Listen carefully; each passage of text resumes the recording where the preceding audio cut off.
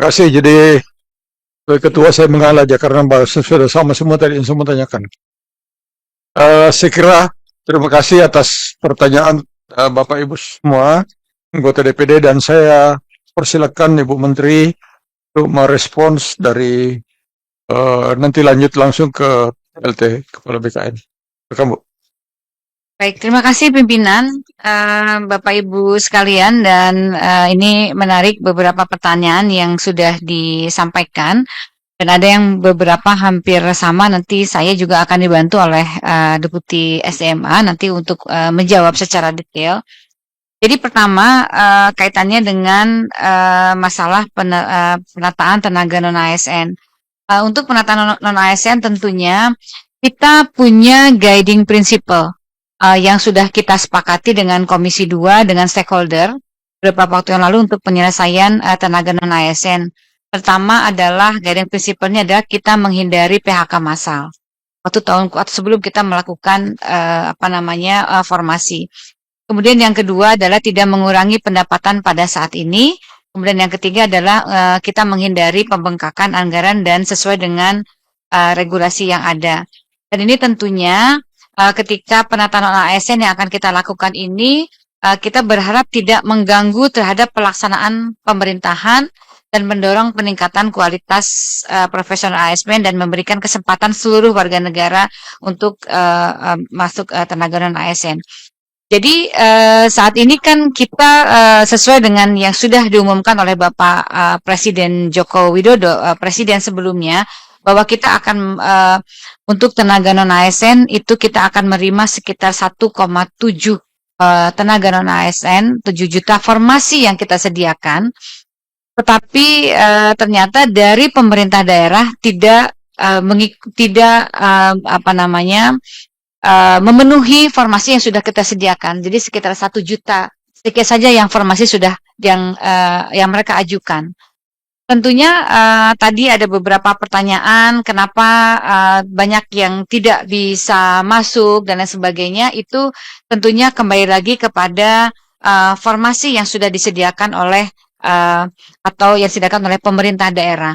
Jadi kadang-kadang para pegawai atau para honorer ini ketika mereka mengajukan seolah-olah tidak diberikan formasi oleh Kemenpan RB, tetapi sebetulnya formasi ini sepenuhnya diusulkan oleh instansi masing-masing. Jadi kami sendiri tidak bisa istilahnya mengarang formasi apa yang dibutuhkan, termasuk juga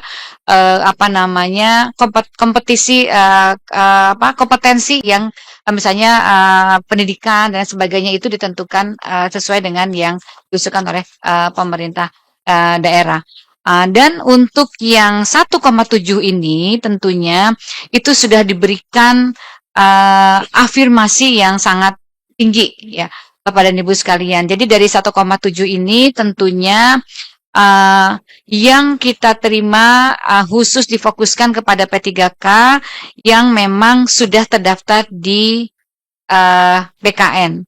Jadi yang di luar di BKN tadi disampaikan oleh Bapak dan Ibu ada beberapa yang di luar itu karena kami sudah memberikan waktu yang cukup kepada pemerintah daerah untuk memberikan data yang akan dimasukkan kepada BKN dan ini seluruhnya data nama itu sudah ada di tempat kami. Jadi meskipun usianya itu juga masih di atas 50 itu sepanjang dia belum masa usia pensiun, jadi insya Allah Bapak dan Ibu itu bisa masuk ke dalam formasi itu sepanjang memang yang bersangkutan itu formasinya diusulkan oleh instansi pemerintah.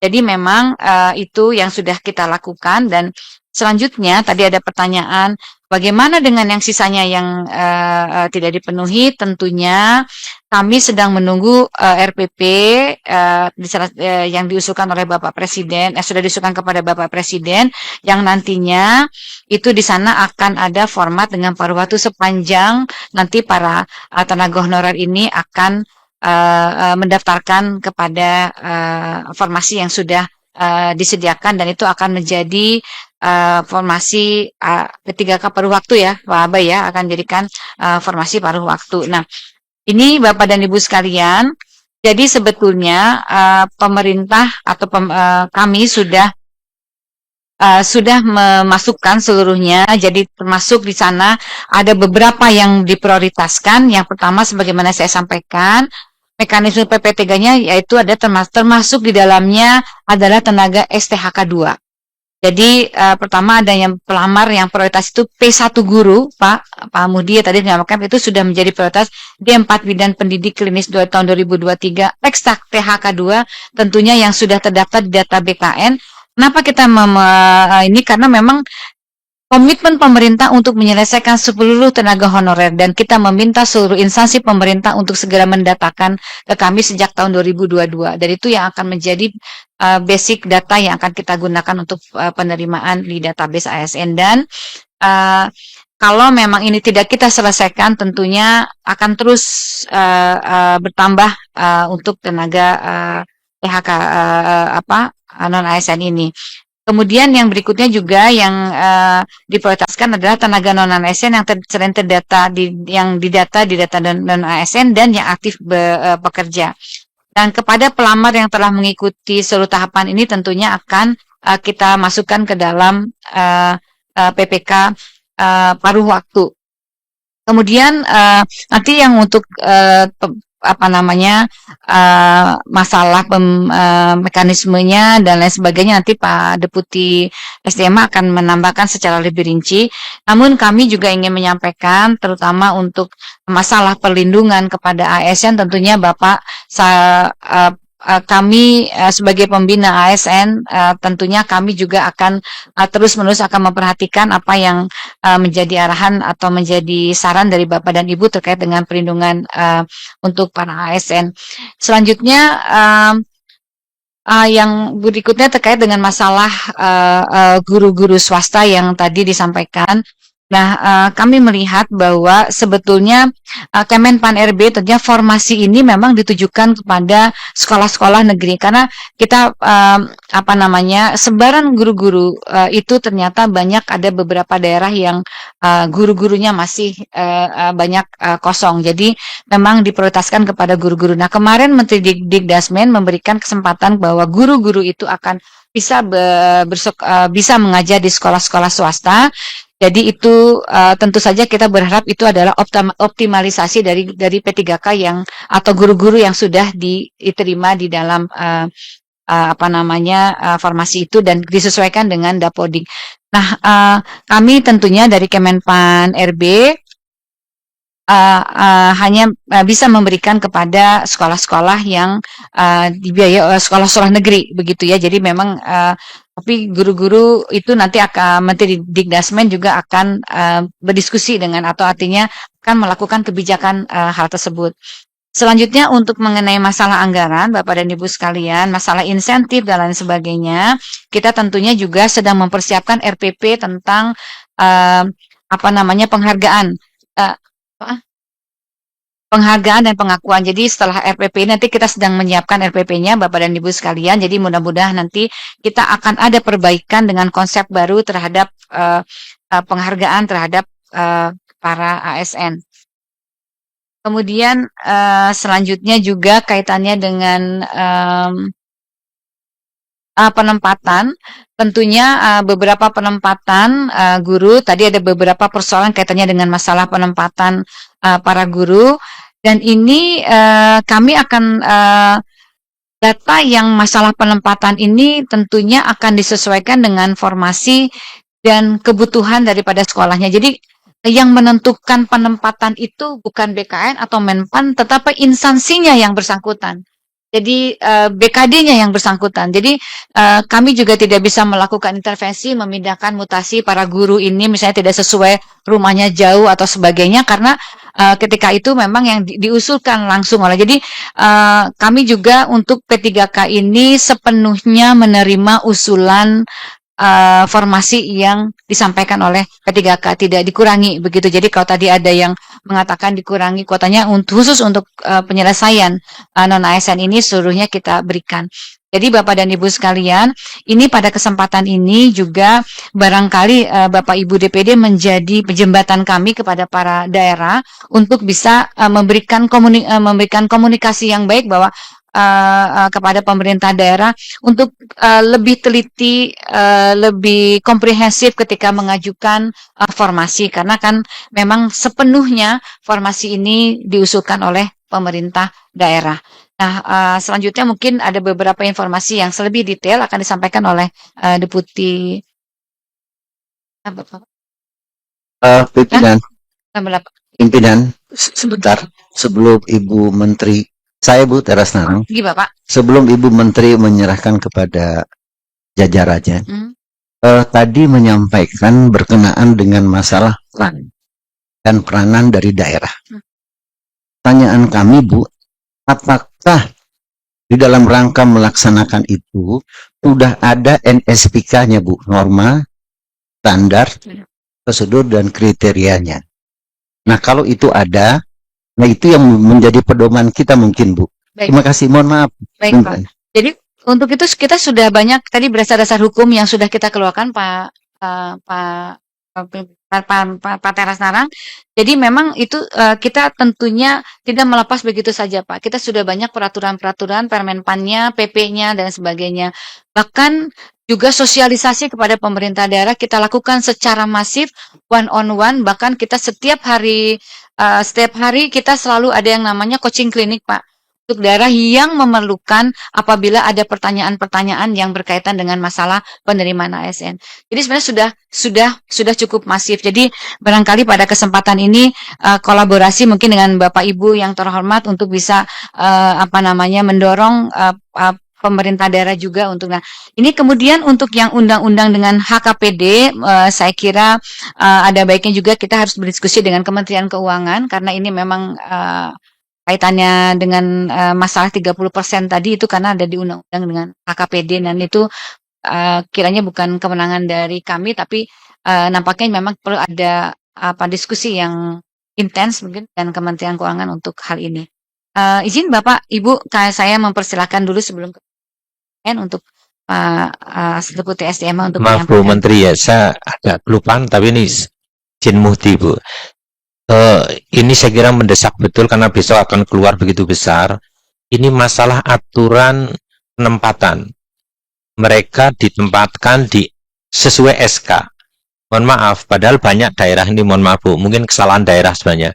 Mengajukannya, ternyata pada saat ditempati di situ, tempat di situ sudah ada orang baru PNS bahkan, sehingga dia tidak mengajar sesuai jumlah mata pelajaran. Dipindah tidak bisa. Apakah tidak mungkin aturan ini diubah agar itu menjadi kewenangan daerah mengenai penempatannya tidak sesuai dengan SK? Yang kedua, ada hak-hak pasien mereka. Mau sekolah juga P3K kan nggak boleh sama pemerintah daerah. Apakah benar ada ASN hanya ingin meningkatkan kualifikasi, biaya sendiri juga tidak boleh karena aturannya katanya dari Menpan nggak boleh. Ini mohon penjelasan Bu. Sebenarnya memang ketika penempatan itu kan tentunya kan untuk guru, apakah penempatan untuk guru kelas atau guru mata pelajaran. Nah itu juga kadang mereka BKD itu atau Dinas Pendidikan harus jeli terhadap kebutuhan itu Bapak. Jadi kami Kemenpan RB tentunya tidak bisa mengintervensi karena itu adalah kewenangan dari pemerintah daerah. Nah ini kadang-kadang mereka barangkali kejelian inilah yang penting untuk kita lakukan, karena kami terus-menerus juga menyampaikan untuk supaya tidak ada masalah begitu ya. Kadang-kadang kan memang satu guru diperebutkan oleh lebih dari 2 dan 3 di tempat itu. Daripada mungkin dia itu bersaing dengan guru yang ada di situ, dia mendaftarkannya di tempat yang lain misalnya. Begitu keterima dia, ya sudah saya kalau gitu boleh dong, boleh tidak saya balik lagi ke situ. Padahal ini sudah diisi Pak. Jadi mungkin karena dia itu sudah penuh dan tidak mau bersaing, dia mencari yang lebih jauh. Nah setelah diterima di situ, mereka mau balik lagi ke sini. Nah ini kan tentu saja akan tetap penuh di situ Pak. Nah jadi saya kira perlu ada pemahaman ini dari setiap dinas pendidikan dan BKD-nya terhadap hal ini. Gitu. Ya Pak. Aturannya sih maksudnya dipindahkan ke pusat gitu maksudnya Bapak. Karena memang dia mendaftarnya ke situ Bapak. gitu kan, karena kan itu formasinya ada di sana. Yang menentukan formasi jumlah sekolahnya tentunya tidak bisa mengatur sedemikian seperti itu Pak, karena memang aturannya sekolah dia punya formasi, maka dialah yang harus diusulkan oleh Pemdanya seperti itu, ya harus dilakukan. Dia harus, kalau memang mau, dia merubah formasi lagi Bapak, begitu. Ya, saya mohon ini karena banyak sekali kasus ini. Artinya kan harus ada solusi ya. Dan menurut saya tidak terlalu sulit kalau dibuka ya, kemungkinan ditempatkan oleh pemerintah daerahnya atau boleh pindah gitu aja lah, sudah selesai. Sepanjang memang, mohon maaf Bapak, mohon maaf saya memotong. Jadi sepanjang memang itu formasinya ada, sebenarnya tidak masalah Bapak. Jadi tinggal dibuka formasinya saja begitu Pak ya. Jadi memang ini. Kemudian untuk pengembangan kompetensi Pak, itu sudah bisa Pak, termasuk apabila ingin melanjutkan sekolah dibuka Pak, sudah ada aturannya Pak. Jadi tidak tepat mungkin mengatakan bahwa itu tidak melanjutkan sekolah itu tidak tepat. Jadi kami sudah ada aturannya juga Bapak. Seperti itu. Silakan Pak, ini. Silakan Pak. Baik, terima kasih Bu Menteri, Pak Wamen, Bapak Ibu pimpinan yang kami hormati, izin menyampaikan beberapa tambahan yang disampaikan oleh Bu Menteri. Yang pertama, kami terima kasih tadi dari Bapak Ibu sekalian konsen terhadap sistem merit. Jadi sistem merit itu dua Pak. Jadi dilakukan untuk pengisian jabatan, nanti pengawasannya dilakukan oleh BKN, dan BKN itu punya tangan di daerah, termasuk Kanrek. Dulu KSN tidak punya tangan di daerah, sekarang pengawasan itu bisa langsung ditindaklanjuti oleh BKN. Yang kedua adalah terkait dengan sistem merit dalam konteks pengadaan. Jadi kenapa tadi misalnya P3A teman-teman honorer itu tidak bisa langsung diangkat? Karena kita pun tidak mau melanggar undang-undang. Karena undang-undang itu harus melalui proses seleksi. Tapi seleksi bagi tenaga non-ASN itu sesungguhnya itu diberikan afirmasi 100%. Jadi sepanjang tadi formasinya diusulkan, kemudian mereka ikut mendaftar, maka kemungkinan besar untuk lulus jadi P3K itu bisa 100% sebagaimana disampaikan oleh Bu Menteri. Jadi termasuk di Papua, Pak. Papua itu afirmasinya bahkan untuk CPNS-nya pun berbeda gitu ya. Karena begitu dia tidak lulus NAB maka menggunakan peringkat. Dan bahkan Pak Pimpinan, Papua itu 2021 itu formasinya 28.000 itu sampai sekarang, Pak. Cuma persoalannya mohon maaf di daerah berganti-ganti orang Pak. Dan itu di luar kewenangan kami. Sehingga begitu orangnya ABCD tiba-tiba adil aja di EFGH kan gitu ya. Jadi kita bingung lagi ya. Sehingga ini menyebabkan itulah yang terjadi. Nah, oleh sebab itu kesempatan untuk P3K itu bahkan Bu Menteri Kebijakan itu membuka 2 periode Pak. Jadi ketika periode 1 tidak terpenuhi seluruhnya, maka silakan masuk ke periode kedua. Nah terkait dengan 30%-nya, maka disampaikan Bu Menteri tadi, ada pengangkatan P3K paruh waktu. Kenapa ada paruh waktu? Karena ada pemerintah daerah tidak bisa membayar sesuai P3K penuh waktu. Oleh sebab itu, maka diberikan paruh waktu itu, supaya dibayarnya tidak dengan belanja pegawai dulu, supaya tidak mengganggu 30% tadi.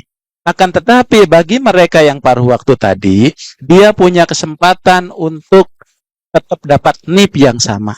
Sehingga dia memiliki legalitas hukum dengan status kepegawaiannya. Jadi begitu nanti Pemdanya sudah memiliki anggaran untuk membayar secara penuh, maka dia boleh langsung diangkat. Tapi dia tetap sudah memiliki NIP. Kemudian selanjutnya Pak, itu tadi terkait yang sampaikan Bu Menteri, apakah boleh tadi pengembangan kompetensi itu boleh sekarang bagi P3K sepanjang dia tidak mengganggu jam kerja yang bersangkutan. Karena P3K itu dikontrak untuk memenuhi kinerja, dia guru dan sebagainya. Termasuk pemenuhan tadi apabila dia akan dipindah sepanjang masih dalam satu wilayahnya boleh Pak.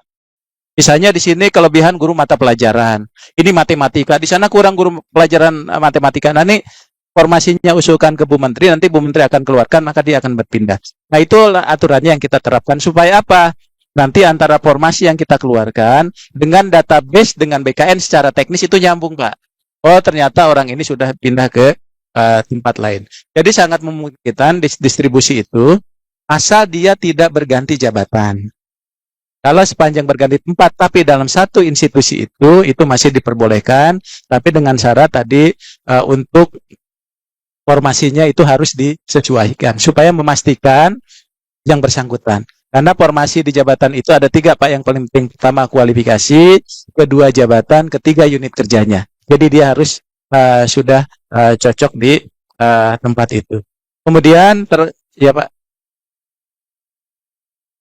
sudah bisa diajukan Pak nanti. Jadi begitu tempatannya sudah ada, nyata pemenuhan anjab ABK-nya dia tidak di satu tempat, dia butuhkan di tempat lain, itu sudah boleh diusulkan melalui kebijakan Ibu Menteri.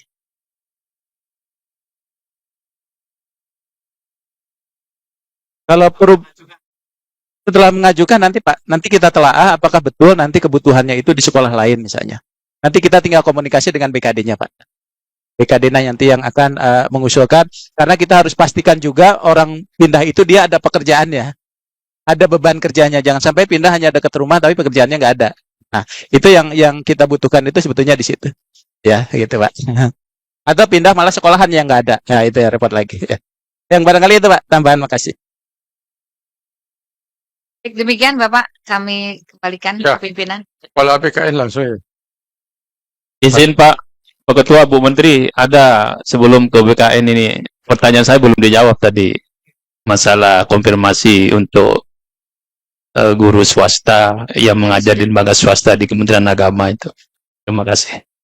Baik, Bapak, tentunya seperti yang saya sampaikan tadi khusus untuk yang Dikdasmen. Nah, kalau kebijakannya, karena kemarin sebetulnya formasi kami itu adalah untuk sekolah negeri tentunya Pak. Kami tidak bisa memberikan formasi untuk sekolah swasta Bapak. Itu ya, karena memang dulu diadakan formasi itu karena mengisi kekosongan-kekosongan guru-guru di sekolah negeri. Nah, saya akan tentunya kepada Menteri Dikdasmen pun saya sampaikan untuk melakukan optimalisasi yang sudah yang sudah diangkat dari sana untuk bisa dia untuk bertugas juga di swasta gitu. Tapi kami tidak bisa memberikan informasi karena itu melanggar aturan Bapak kalau kami memberikan informasi untuk sekolah swasta gitu. Nah, jadi kalau misalnya demikian bisa saja nanti Menteri Agama melakukan seperti halnya dilakukan oleh Mendikdasmen, misalnya menugaskan tenaga guru yang sudah menjadi P3K ini untuk di sekolah mengajar di swasta, bisa saja mengambil kebijakan yang sama karena ada 2 kementerian yang melaksanakan fungsi untuk pendidikan itu, ada di Agama dan Dikdasmen dan Dikti begitu Bapak gitu. Tapi kalau kami mengatakan bahwa formasi ini untuk swasta tentunya kami tidak dapat melakukan karena melanggar undang-undang. Demikian. Jadi mungkin barangkali bisa dikomunikasikan dengan Kementerian Agama apakah akan mengambil kebijakan yang sama dengan Mendikdasmen. Demikian Pak. Terima kasih pimpinan. Saya hanya ingin menambahkan sedikit apa yang disampaikan oleh Bu Menteri. Jadi pasca Undang-Undang 20 tahun 2023 itu ada pelimpahan kewenangan dari KASN ke BKN, karena KASN sudah tidak ada lagi di dalam undang-undang tersebut. Salah satu kewenangan itu adalah pengawasan sistem merit. Nah, ini untuk menjawab pasca pilkada nanti, apakah memang akan ada istilah yang sering dipakai itu balas dendam dan balas jasa. Nah, kami sudah membangun suatu sistem namanya integrated mutasi, jadi mutasi yang terintegrasi. Kita menginginkan semua mutasi yang dilakukan oleh instansi, baik pusat maupun daerah, itu harus menggunakan sistem kita. Dan sistem itu bisa mencegah terjadinya pelanggaran sistem merit. Misalnya dia belum memenuhi syarat pangkat, tiba-tiba karena dulu pernah berjasa untuk pemenangan suatu kepala daerah, tiba-tiba diangkat menduduki jabatan. Itu akan tertolak oleh sistem. Jadi ini harapannya untuk menyadarkan kepada para kepala daerah agar tetap mentaati sistem merit yang sudah kita sepakati bersama di dalam undang-undang dan kita bangun. Nah, moga-moga sistem ini bisa mengontrol mereka-mereka yang nanti menjadi korban. Bisa jadi yang sekarang menduduki jabatan tiba-tiba tidak diberi kesempatan menduduki lagi atau dicopot lagi karena mereka dulunya tidak ikut mensukseskan para kepala daerah ini waktu pilkada. Jadi ini yang kita lakukan dan tidak hanya untuk pemindahan promosi dan sebagainya. Kita mencoba semua layanan kepegawaian itu sudah memanfaatkan teknologi informasi. Ini saran dari Bapak Presiden supaya mengurangi adanya ketidaknetralan khususnya gubernur, bupati, wali kota dalam melakukan pemindahan. Itu yang pertama. Yang kedua kaitannya dengan kasus, tadi misalnya kasus yang PNS yang sudah sejak tahun 2003 tidak masuk, tentu kami akan pelajari terlebih dahulu. Karena kita punya suatu direktorat itu tentang penetapan status. Jadi kita akan tetapkan dulu statusnya yang bersangkutan, terus setelah melakukan fact-finding, kemudian kita juga punya peraturan pemerintah nomor 90 tentang disiplin. Sebetulnya kalau kita lihat yang bersangkutan sepertinya paham betul sejak 2003 tidak pernah masuk, tentu ya karena dia tidak berkinerja, hak pensiunnya tentunya tidak bisa diberikan. Tapi masalahnya yang bersangkutan selama ini belum pernah diberhentikan dan gajinya selama ini sudah selalu dibayarkan. Jadi termasuk kasus tadi yang di Kalimantan Barat oleh Bu Maria, kami mohon nanti datanya secara lengkap Ibu, ya nanti kami akan coba lakukan penelusuran terlebih dahulu. Mungkin itu yang kami tambahkan Bapak Pimpinan, terima kasih. Pimpinan izin order, pimpinan. 1B123. Ya. Ya, Pak Kepala BKN dan Ibu, saya mohon izin, saya ingin penegasan di sini.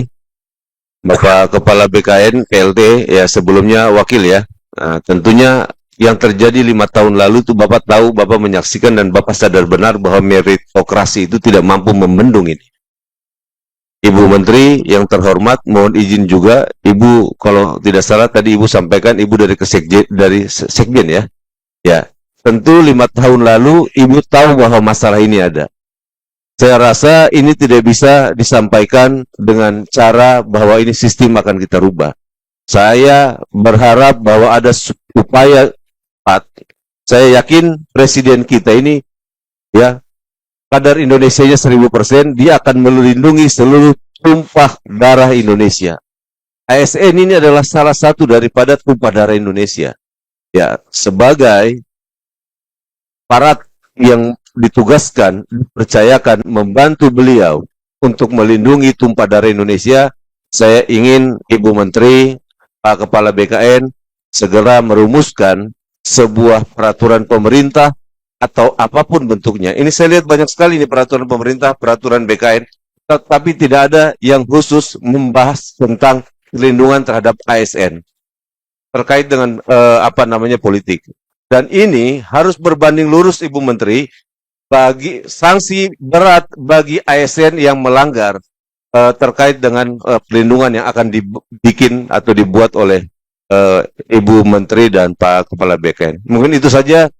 Harapan saya, mungkin setelah hari ini, para birokrat seluruh Indonesia ini bisa tidur pulas, bisa melihat masa depan anak-anaknya, tanpa terganggu bahwa saya melakukan pengabdian kepada bangsa dan negara, tetapi masa depan anak saya, masa depan keluarga saya tetap terjaga dalam proses pilkada serentak yang baru dilaksanakan. Terima kasih. Ya. Pak Ketua, saya usul nih. 1 menit aja sebelum Pak Ketua simpulkan kita tutup selesai. Saya kira persoalan yang disampaikan anggota DPD ini terlalu banyak kan, dan kita tidak bisa seremonial saja. Saya usul Pak Menteri, Ibu Menteri, Pak Wamen dan BKN, kita akan wakil daerah yang sehari dengan persoalan yang sudah disampaikan seluruhnya. Bolehkah nanti kita bikin semacam person yang rekomendasi dari BKN maupun Ibu, sehingga nanti persoalan ini selain nanti teman-teman akan menyerahkan itu, kami juga mau siap untuk membantu menjadi penghubung antara pusat dan daerah, sehingga persoalan itu kami tidak bisa lapor begini seremonial aja ke Pak Menteri dengan Pak Ketua, tapi diselesaikan. Bagaimana caranya? Nanti kesimpulan tolong masuk ini di rapat bahwa kita ada MOU dengan Pak dan Ibu Menteri, dan nanti kita menjadi jembatan antara pusat dan daerah. Itu tupoksi kami. Terima kasih. Ya, kalau bisa ada nomor khusus nanti yang bisa dianu teman-teman Bu Menteri. Ya, terima kasih atas jawaban dan penjelasan yang sudah disampaikan oleh Menpan RB dan PLT Kepala BKN. Dan terakhir, bagi teman-teman yang mau menyerahkan berkas yang tadi disiapkan, sebelum saya tutup, saya persilakan ke depan maju untuk menyerahkan kepada Ibu Menteri. Iya, pimpinan, saya mau menyerahkan Silakan kita maju. poin yang saya sudah sampaikan. Karena tadi kita bicara Ibu Menteri belum apa terus jadi saya mau menyerahkan langsung supaya ini Ya, menjadi ya. pegangan untuk ya Papua di sana mereka sedang berharap jadi saya langsung serahkan ya. Langsung ke depan. Ya, Terima ya, kasih. ya, ya. Tolong dipoto Pak Sopater ini. Jauh-jauh dari Papua ini.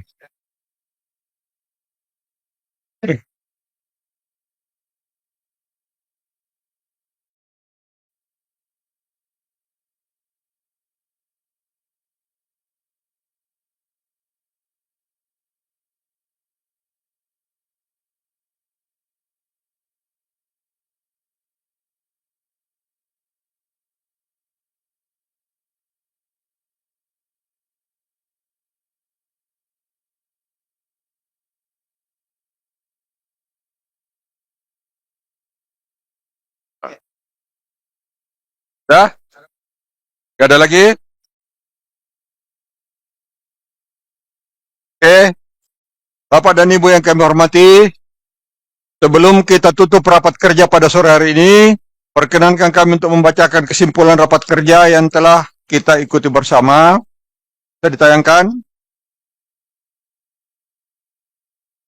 Sambil ditayangkan saya baca dulu semua ya, baru kalau ada tanggapan. 1. Komite 1 DPD RI mengapresiasi Kementerian PAN-RB RI dan Badan Kepegawaian Negara RI dalam pelaksanaan reformasi birokrasi di daerah, manajemen ASN, serta pengadaan ASN 2024 dan penataan non-ASN. Yang kedua, Komite 1 DPD RI mendukung rencana strategis Kementerian PAN-RB RI tahun 2025-2029, utamanya yang berkaitan dengan terwujudnya kelembagaan yang agile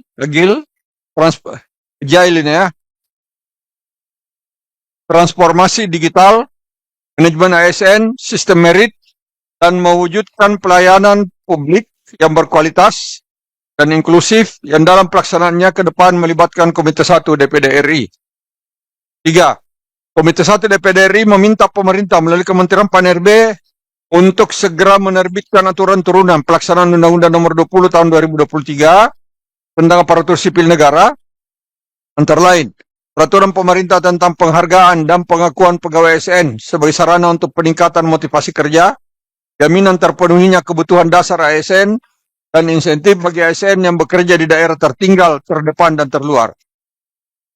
4.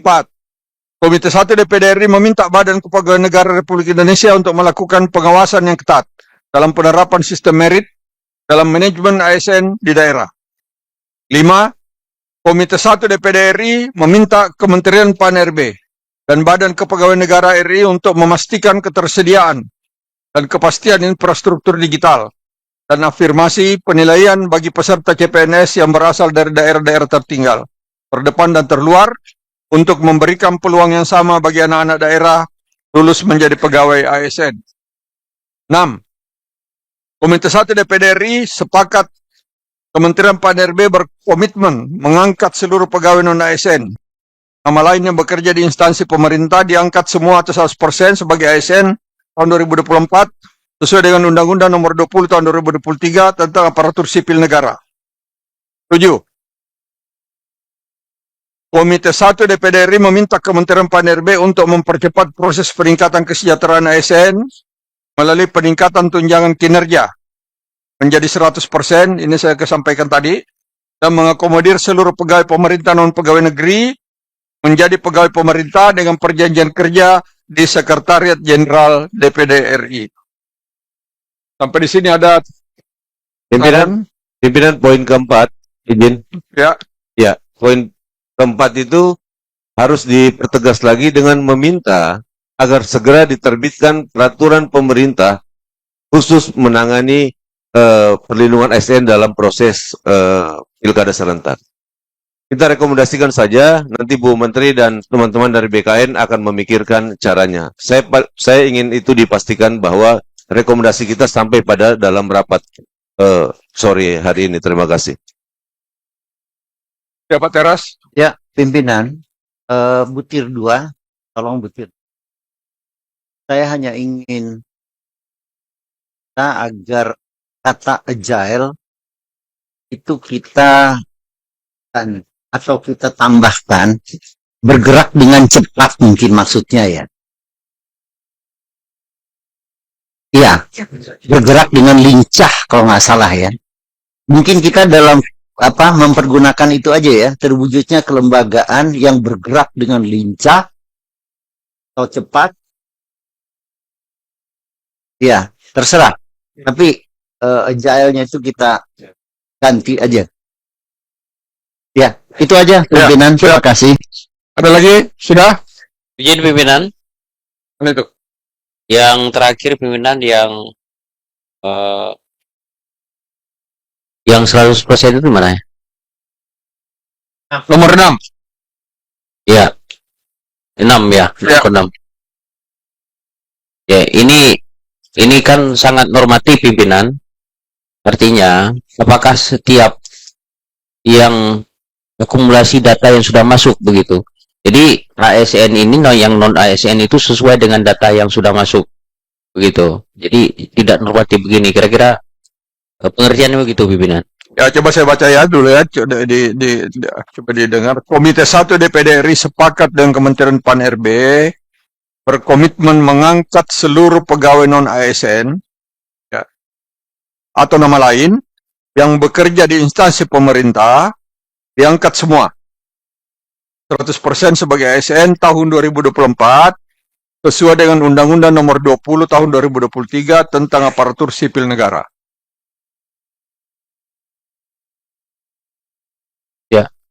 Tambahannya artinya begini pimpinan. Yang sudah datanya masuk ke BKN. Datanya. Ini kan normatif sekali, ini perintah undang-undang. Ya.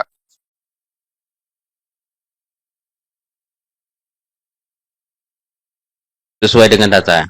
Sesuai dengan data yang telah masuk di Kementerian Pan-RB. Pimpinan. Tapi kalau yang datanya sudah masuk, banyak yang mungkin banyak data yang belum masuk. Itu bagaimana maksud saya? Biarkan aja begitu tadi. Kemudian ada apa ya? Pandu bagi teman-teman yang tua-tua itu, yang K2 itu bahkan mungkin tak belum masuk datanya gitu, supaya dipandu masuk sehingga tidak terjadi diskriminasi ya. Gitu. Pokoknya semua, saya pikir 100% itu sudah bagus itu. Jadi semua didata ulang, yang belum masuk dimasukkan, kemudian dilakukan proses ini gitu. Izin pimpinan, data yang masuk itu kan tahun 2022 terakhir masuknya. Jadi tidak ada data susulan. Kan begitu, Bu Menteri. Nah, itu. Ya. Jadi udah benar nih ya. Tambah dengan yang tadi itu yang sudah masuk datanya di kementerian. Ya. Izin pimpinan. Izin Pak. Sebentar. Silakan. Ini kan sebetulnya komitmen Bu Menteri termasuk juga dengan Komisi 2 bahwa yang diutamakan itu yang sudah terdata dalam database BKN. Ya.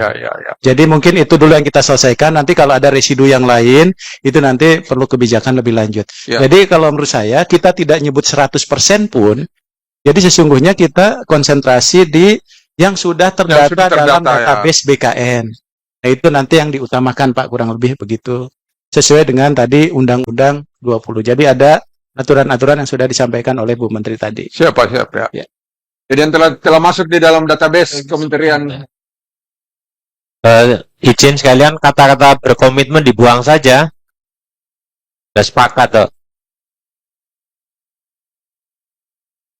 Kan RB mengangkat itu aja langsung cukup. Oke. Kalau sudah tolong di print yang baru. Nomor 4 pimpinan, nomor 4. Iya. Sudah tadi yang yang Belum ditambahin di situ.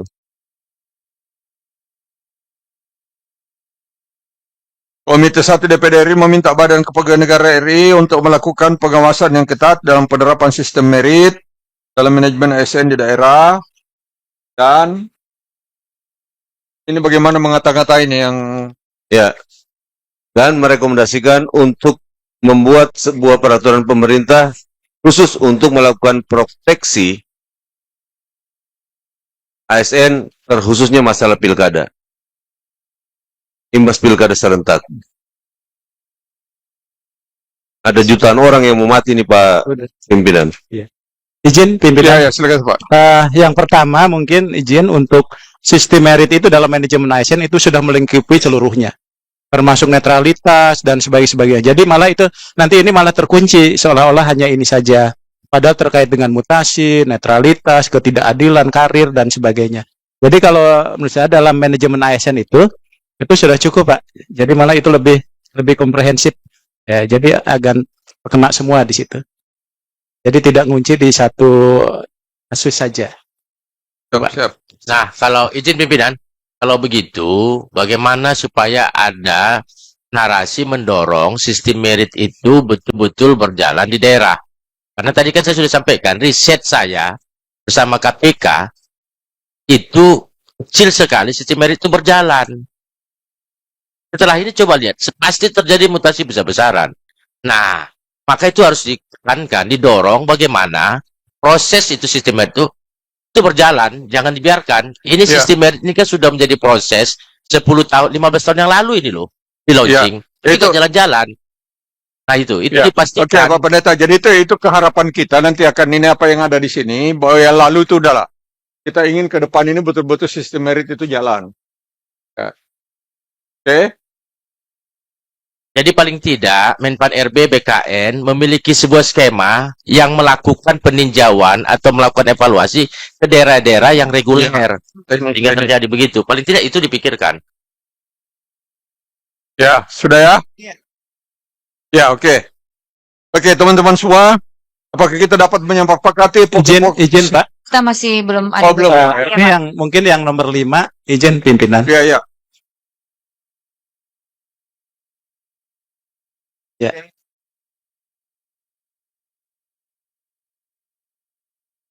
Nomor 5 mungkin ini untuk memastikan kesediaan dan kepastian infrastruktur digital dan afirmasi, bukan afirmasi kalau ya. Afirmasi. Kalau Apri nama saya, Pak. Ya. Afirmasi dalam pengadaan sesuai ketentuan peraturan perundang-undangan. Karena afirmasi itu harus ada payung hukumnya. Afirmasi dalam pengadaan ASN sesuai ketentuan peraturan perundang-undangan. Jadi semuanya itu juga sudah bisa terkena.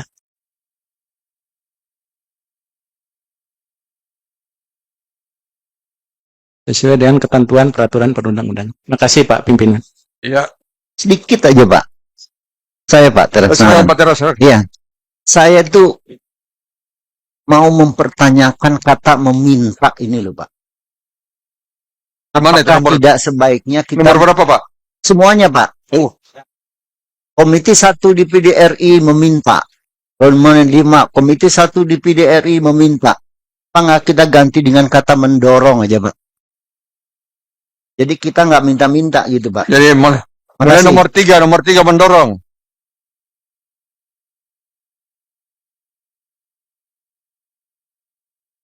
Kasihan Ibu Menteri kalau didorong.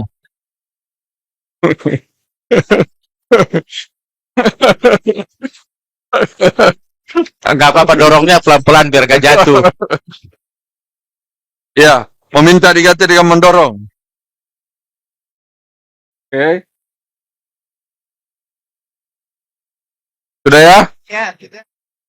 Ya, kalau sudah kita bungkus dulu. Setuju? Hah?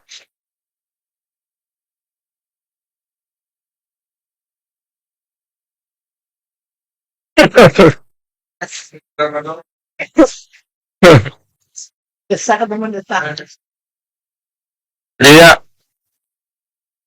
Nomor 7. Izin pimpinan, terima kasih untuk nomor 7. Apa namanya, karena Tukin ini juga terkait dengan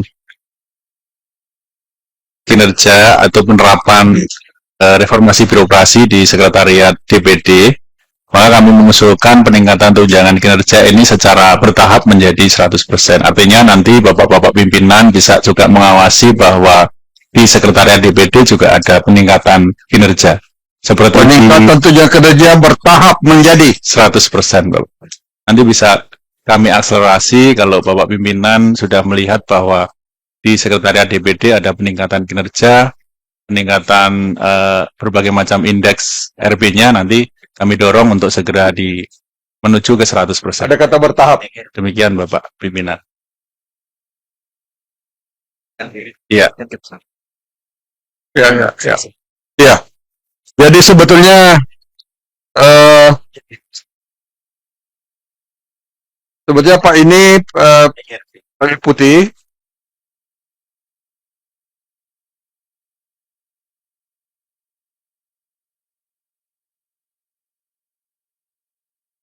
Jadi teman-teman di kesekjenan DPD ini melihat yang di DPR RI, Pak. Betul Bapak Pimpinan, untuk DPR kemarin secara bertahap dari 80 kemudian baru ke 100. Sekarang posisi sekretariat DPD masih di 60, tetapi belum mengusulkan kenaikan kepada kami ke 70. Demikian Pimpinan. Oke.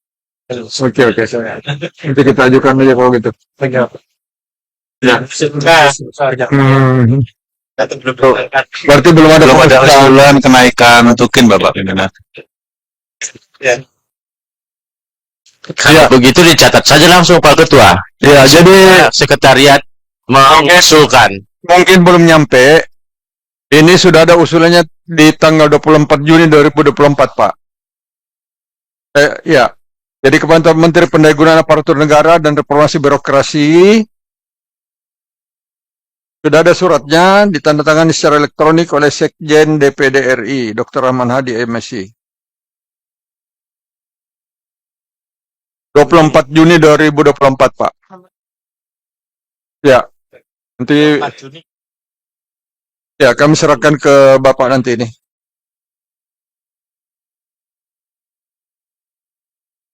Ya, soalnya kalau ini tidak direalisasi, Pak, urusan kami di anggota DPD juga ini, Pak. Izin Pak Pimpinan menambahkan Prof. Erwan tadi yang di 7 Pak.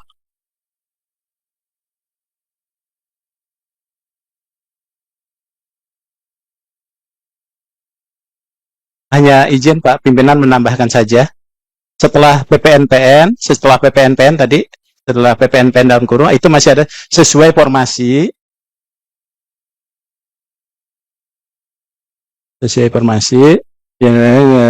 Berdasarkan ketentuan peraturan perundangan Pak di belakangnya.